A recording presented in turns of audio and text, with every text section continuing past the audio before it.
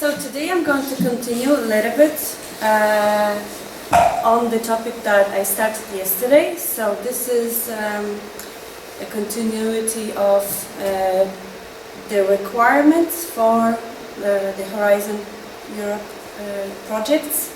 At the moment is that majority of the organizations that are in the consortia, they need to have a gender equality plan, especially if they are research and teaching institutions. So they can be NGOs, universities, private universities, and small, like enterprises don't go under this unless they are dedicated to teaching and research, and then they have to, you have to read really carefully the requirements. And for example, NeuroLandscape will have to have a gender equality plan.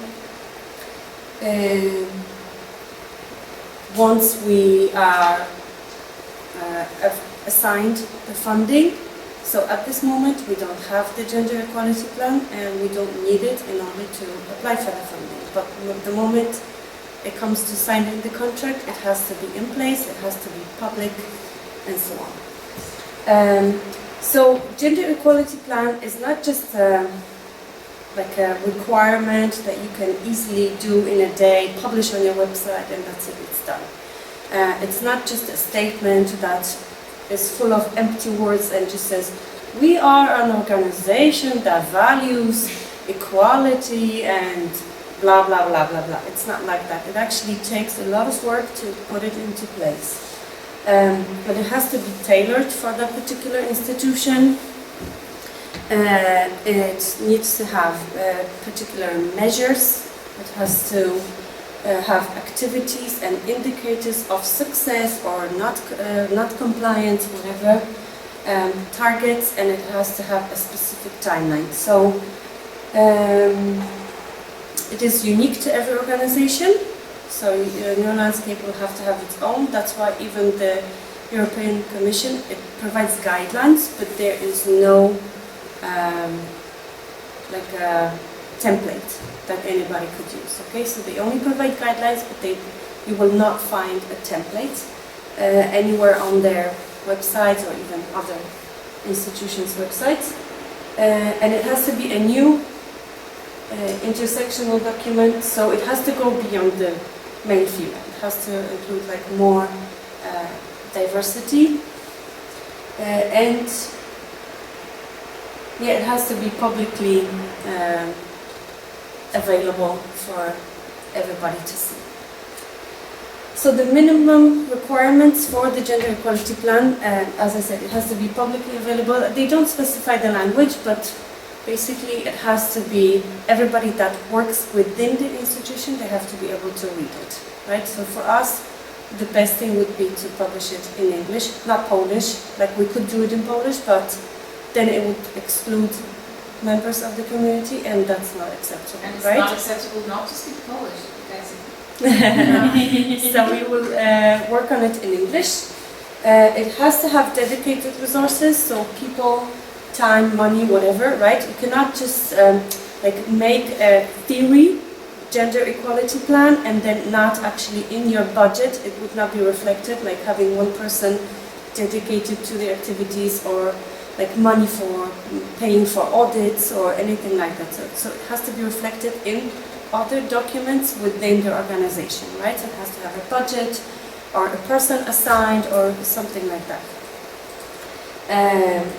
It has to have data collection, monitoring and evaluation, which means disaggregated data that will be gathered along the time that the plan is in place, and it has to include trainings, so capacity building. So something like once a year, maybe a webinar or something like that.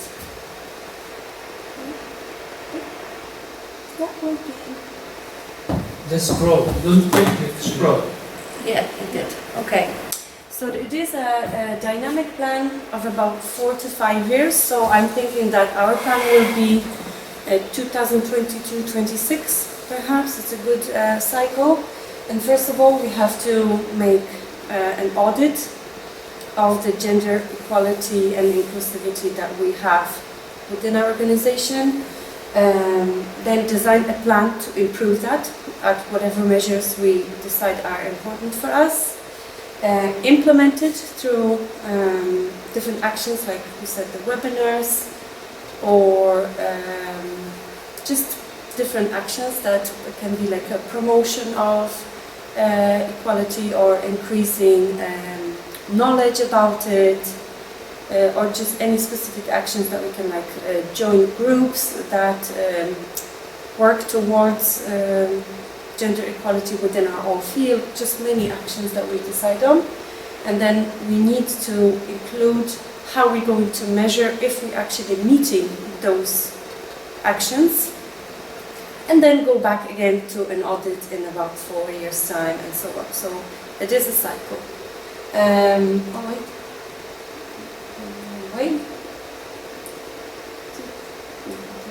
Okay, so there are 5 areas that we will have to cover in it, and I'm going to actually go through all of them, so I will not read them out, okay? So, the first area is work-life balance and the organizational culture.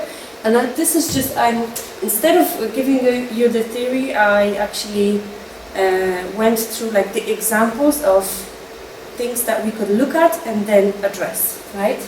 So one of the actions that we could take would be taking into account if the people who are working at NeuroLandscape, the moment that we get like funding for projects and we actually have proper work, taking into account the caring responsibilities, right? So if we organize a conference, there might be just a clause that will be extra funding for people with children under 10, so they can maybe pay for babysitting, or they can bring their family with them, something like that. Okay, so this is just examples of what I found in different trainings on the gender equality plan. Or even adapting working hours, let's say, when we are even doing a simple like webinar, right? We have to take into account that I know we are in different parts of the world, and maybe the working hours will be different for people who have children, right? Because they have to pick the kids from school or whatever time school starts and so on. So we have to be just aware of them. Also, the academic updates for people who are on maternity, paternity leave. They like to be in the loop so that they don't miss out completely, right? They want to get back to it, so that you don't expect for them to be involved, but still you keep them part of the community, right? Because this is what maternity or paternity leave is, that you are taking priority in something else, but it doesn't mean like you're out completely, right? So just this kind of sensitivity. Trainings as well, so this is about the organizational culture now, right? How we are as an organization. So having the awareness and sensitivity training, also just having a little note of how we communicate. So when we have PR documents or anything on our website, just making sure inclusivity. I think, remember, we were doing that with the Escape app when the website was designed, something that Nicola said, we need a person of color to be more inclusive in one of the images and so on. So this is something that we have to keep in mind as well, to be inclusive. And also we can join, as I said, the gender initiatives as a part of our organizational culture, right? We can join Network for Women in Science, like STEM, advocates or something like that, and creating positions or a unit for the gender problematic. So we can, aside from, like, we already have a research program that looks at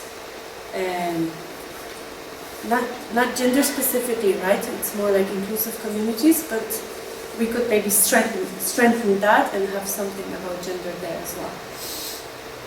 About leadership and decision, that's another area that has to be covered. So, because women are underrepresented, usually, this is not our case, but usually they are underrepresented in like decision making. Let's say, I'll give an example of Irish schools in Ireland. 80% of all teachers are female and 20% are male.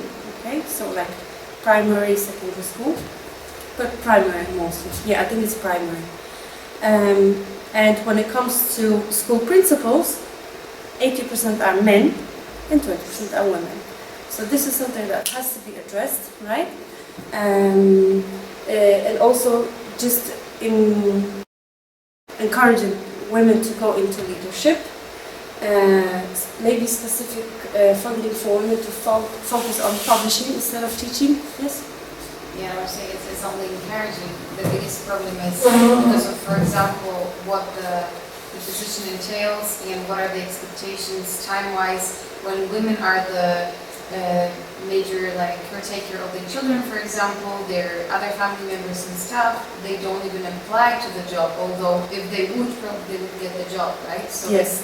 It's the systemic problem, not only the leaky pipeline. I know. Exactly. I know. Yeah. So this is just some of the things that they encourage to have in the gender equality plan to address these leaky pipeline and women actually, along the line getting into the leadership positions when the time comes when they're 40 something, right? So setting targets and quotas for the proportion of women in leadership, and actually ensuring that the decision making, as you say, is not tied into actually higher working hours or higher workload, because women already are the primary caretakers usually when they have families. So let's say if you want to have them on a specific committee, just make sure that when you invite them to be on the committee for the teaching or whatever section of your organization, that it actually doesn't mean that she will have to be in the meeting at 5 p.m. on the Thursday when her son has soccer, right? So if you propose something like that, it has to be within their working hours, because it will limit them, and she might have to say, no thank you, because I don't have the time, right? So just being sensitive to that, those kind of decisions that when you give somebody more status and responsibility, you don't actually increase their workload beyond their capacity. Then the third area is recruitment and career progression. So this is obviously about the open position advertising, actually reaching out to candidates that are underrepresented. So let's say for positions like administrative tasks, it's usually women who are going to be the secretaries and just looking after the lower importance or degree of status tasks. So you can reach out for a balanced one in that area, for example. These are just examples of what can be included in the gender equality plan. So you can say that we will try to have at least one applicant of either sex before a vacant post can be filled, or at least one person of each sex in all the appointment review committees. So this is something specific that we can include in the GP. So salary and expectations matching, and also extending, for example, the age limit by whatever example of use. So I'll give an example of the tenure in the US universities. So you are supposed to get your tenure within 10 years of graduating from your PhD. So when do people usually take their PhD? After doing your undergraduate studies, maybe master's, and then you continue on to PhD. So you finish your PhD when you're what? 30? The earliest, but in the US mostly later because they do work and then they go back to. Yeah, but if you imagine that you continue that area, Like this is what the statistics also say, right? So when you're 30 something, you finish your PhD and then you have 10 years to get your tenure, which also are mostly the years that people decide to have family. So you have the 10 years that are kind of most vulnerable for you as well, and you're expected to get this additional, right, like tenure. So just maybe even have a note that people who have graduate, like, you know, when you have a position for a postdoc, right, and say you need to be within 5 years of graduating from PhD. But there can be like a side note that if you've had children in that time, you extend it by X years, right? Because we accept that you had a career break because of that. Yes? That should cover both genders now. Of course. Yes and no. Why not? Because it depends who is the primary caretaker. How can you define that? How can you control that? You either, if you want to talk about equality, it either covers both genders, because there is no way to control who's the primary I caretaker. agree, because it's hard to define. Yes, but research. Or you exclude both. No, but research. Well, there is a way, because I know there isn't a way because there's a gender data gap. Okay, but actually having the same type of credit for having children for men and women actually results in leaky pipeline. Okay, so this is what research shows, that I know in principle it would be fantastic to have like extended for men and women who have had children in the like under the age of 5, but the reality is that it will benefit more women than men if you give that extra credit. That's, I mean, Because otherwise the gap actually going to make the So building you need bigger. to do these exceptions in order To make the gap. yeah, to to share. bridge I don't the gap. agree. Yeah. I know that you don't agree, but that's what the research shows. The result is important. Yeah, She's it's right. painful. I agree with you, but like the result is important and not the measure itself. I know. But Yeah. sometimes it would be fantastic to Yeah. just to, because we are at, let's say the gender inequality is like that, right? So this is men, this is women. So it would be fantastic if we could do it like that. But actually, for the scales to go into balance, you have to put women more up. And then it Πάντα will θα έχετε το balance out. παράπονο οι γυναίκες. Yeah. Πάντα θα έχετε παράπονο. My father says that you will always complain, but that's not the point. Yeah, I know. I'll tell you something different. Okay. Okay. There are much less women that they graduate and continue to academic, because you are speaking specifically for academic, than there are men. This is a much more fundamental issue into the problem you're describing, rather than how they graduated, that they went to academic are treated. But it's a picky pipeline. I will recommend a book to you, and when you read it, we can talk. About the right. Yes, Invisible Woman. It's I think for now, we have to look at it as something we need to adopt, whether we like it or not, if we want to. yeah. That's the problem. This is the only solution Oh the yes, European Commission this- came up with, yes, and they yes. force it. No, no, I'm but now not- we're I'm not talking about the doing- actual like.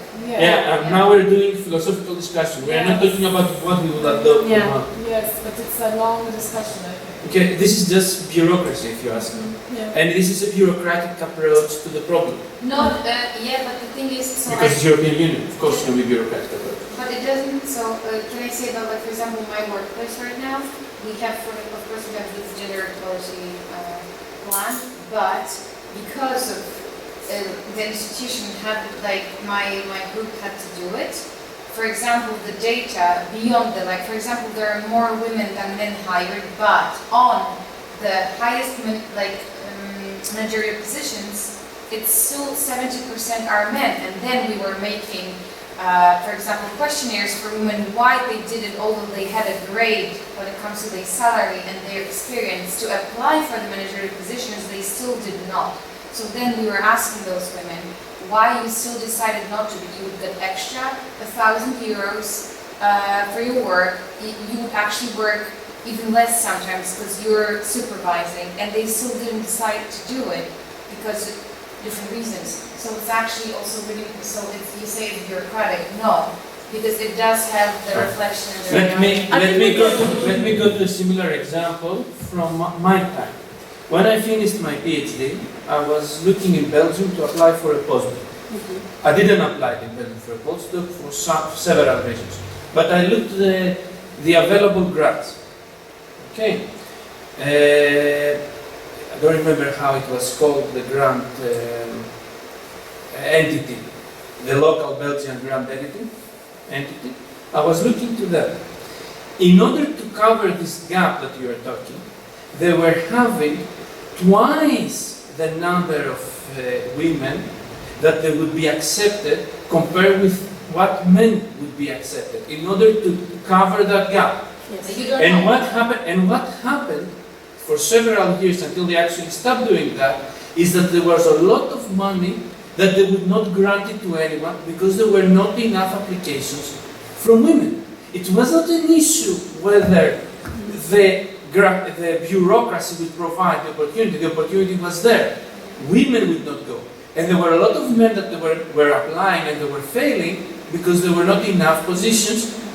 And it was one of the reasons why a lot of men were not applying, like in my year when we finished the PhD, a lot of my colleagues, we were not applying in Belgium because we knew that they would not take us. But all the girls, they would be all hired.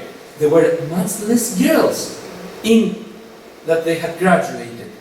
There were much less girls that they were to the degree of a PhD. There is the fundamental problem. Yes, Not That's in the earlier. bureaucracy what you will do after. That's what I'm trying to say. yes, I know. I see where you're coming from. It's like we are at like a later stage of like academic life. So like I know that the solutions have to be implemented before that at undergraduate level to, or even like primary school to increase girls to take up STEM. Like if you ask me right? after your graduation, Yes. gender should be an information that would not be known. Name, ethnicity, gender, age, all these things should just be an unknown. It's only your proposals and your merit. No, but it's only in the ideal world because I Yes, prefer of course. this world when there's Yeah. Of equality. course. This meritocracy is also an issue. Look, Ola, we are doing philosophical discussions. Yes. We are not talking about something that can be practically applied. We are not discussing. But this is a Yeah, but it's perfect easy to- example you are showing as like an audit, right? Because when we analyze how we're going to advertise the positions, and we can say that actually that whole quota approach to like we will have this many women before we fill in the position might be actually not good for us, right? So So- that's why this equality plan is actually so focused on and to change auditing. and to Yes. change to a little bit different. Right now, if me or if Agnieszka, we change our gender, we will suddenly have a much higher chance to Yes. get money, Yeah. which is ridiculous. My merit didn't change. Why should I earn money because my gender changed? So, what I'm trying to say is, this is a bureaucratic approach to solve a problem which is fundamentally wrong in a much earlier. I know, but this is like the whole idea of that women are in a like a lower social position around the world, okay? But we can do our little grain of like helping to change this Especially environment, women of right? color. So like doing like disaggregated data. So you can say in the NeuroLandscape gender equality plan, we can say that anything that is published with the name of NeuroLandscape, we're going to gather the data and disaggregate it. So anybody, Agnieszka, you, Ola, whoever is publishing something, we will require that you disaggregate the data. And that gender is actually one of the factors that you take into account in your analysis. This is just an example, okay, that we can do to change the gender data gap, for example, in research. Right? So we will not design a study that is done only on 80 men that are 70 kilograms and 1 meter 70 and so on, right? No. And we can also have like a mission of reporting gender data gaps. So we can do a review of whatever studies in neuroscience and say, oh, they were only done on males, or this one was whatever, Or like this one was done on depression in women, but it didn't take into account like hormonal changes or something like that. We can just increase our sensitivity a little bit, have this kind of mission to do a little bit to change the equality. And so that the data is actually represented. Yes, just like we don't have to change the world today, but we can do our little bit, right? Okay, and the fifth area is violence and harassment. So this is like obviously a statement that we have to have. We have to explain what we consider harassment and violence. We would have to have tailor-made workshops, like once a year, maybe a webinar. We have to have official policy with clear explanation of reporting for the victims, but also for the non-victims. Or we can, and special position for support and reporting, and also making PR materials and guidelines about harassment, right? So it can be, like this is, you can see that these are the areas for like big universities and other research institutions. Obviously, we can do it at our level, right? But I don't know, maybe there's some harassment in NeuroLandscape as well. We can do audit, and I'm sure that we're going to create a new category, web harassment.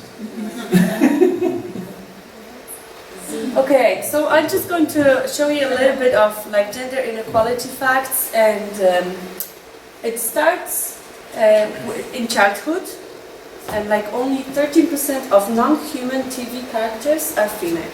Okay, it's like mostly like supersonic hedgehog, whatever, with like blue lights and stuff, and all of the characters are male, and it's 32 for non-human. So like mostly boys and girls, they see there's like even if you look like Paw Patrol, right? There's like 5 dogs and only one of them is female. Yeah, and the main characters. And when you look at whatever, yes. Yeah, I will agree, but I have a curiosity. In the non-human, do they also count neutral, or is neutral being excluded? There's no neutral. Why there's no neutral? There are neutral. Gender characters. But like which? If you give me some time, I'll think and I'll tell you. But, okay. So but there are doesn't come to your mind, then he's Like not Yoshi in Super Mario Bros. For example. He's Kirby. I think video games. Okay, then. yeah, but it's still. Okay, so I put think 1% are neutral. I'm not saying you're not right. I'm just saying that the number might need to be a little bit. maybe a little simple. I'm just quoting somebody's research, okay? This is not my own research. That's what my question. If they take into account. So when it comes to, say, to landscape design and urban planning, 2/3 of public transport users are women who travel with children, who are also the poorer part of the world, let's say. They don't have the right to driving and so on. So this is something that influences how the cities should be designed, right? Like getting onto a train or a bus with a boogie and a baby in it is not easy. Okay, mind the gap. It's like just fix the bloody gap, right? These numbers are global, right? Yes. Do you have separate list of numbers for European Union or generally the Western world? Yes. I'll send you the reference. Women are 2.3 times twice as much as men to use the toilet. Do you know why?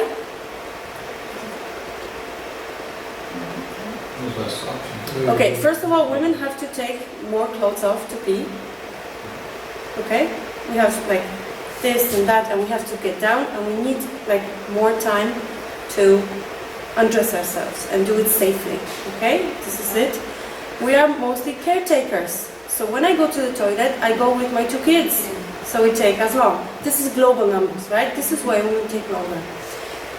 Women are on period. At any given time, a woman will be on their period in the group.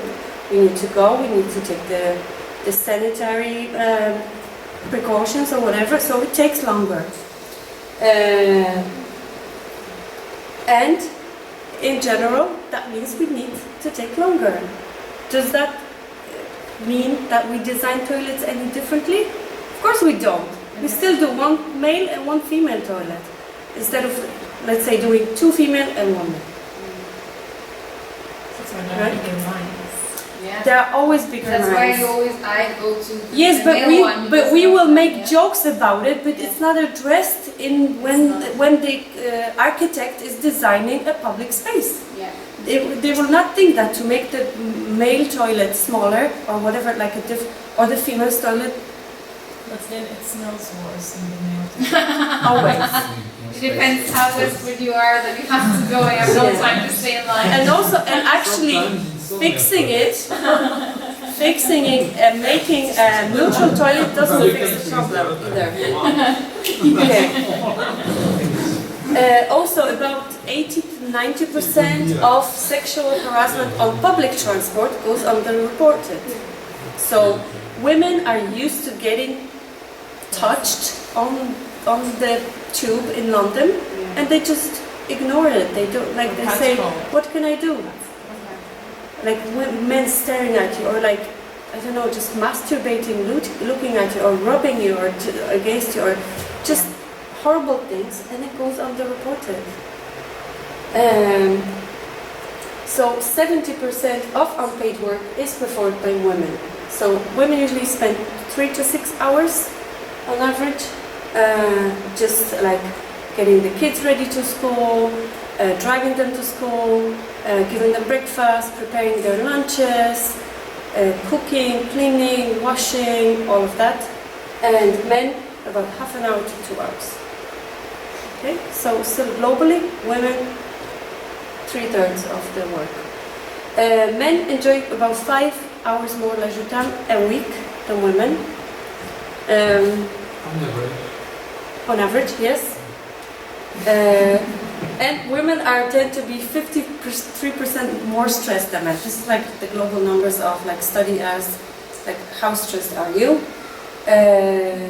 And in the UK, for example, 42% of women work part-time. And this is not just because they want to.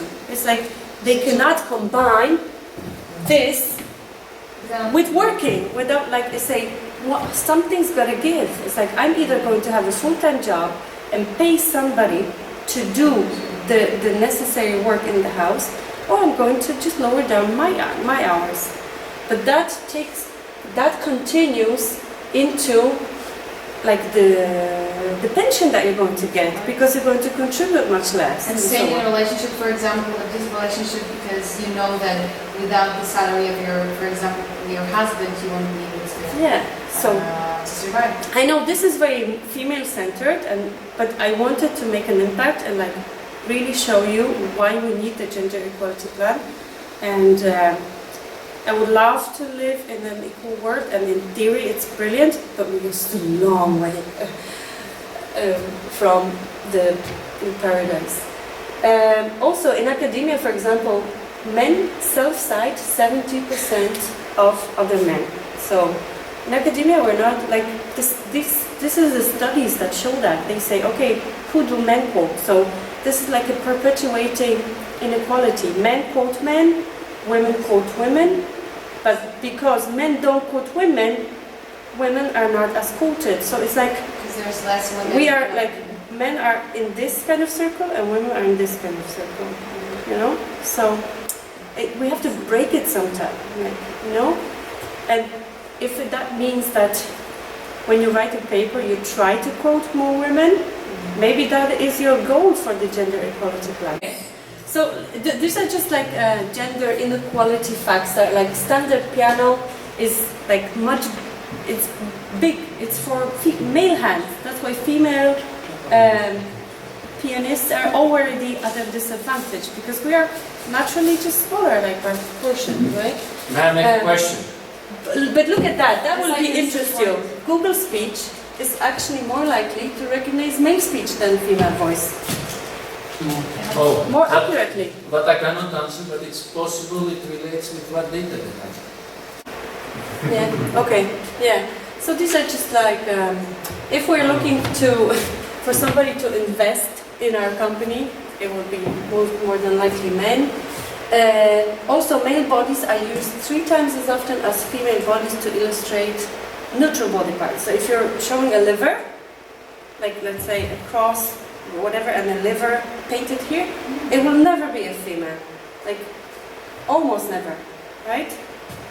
It will always be a male body and then liver or lungs or whatever. It will not have the female shoulders or like curves or whatever. This might relate with society taboo, but the female body is more protected. Yeah, but this is okay. So this is a fact. Let's say, right? So we can address it. So when Agnieszka, you're publishing a book, or Nicola, you're writing an article and you want to present a nervous system, you will ensure that it is a female body shape with the nervous. This is something that we will have to have a strong discussion about how we address it, like so that you know the studies that we are quoting, like or even have.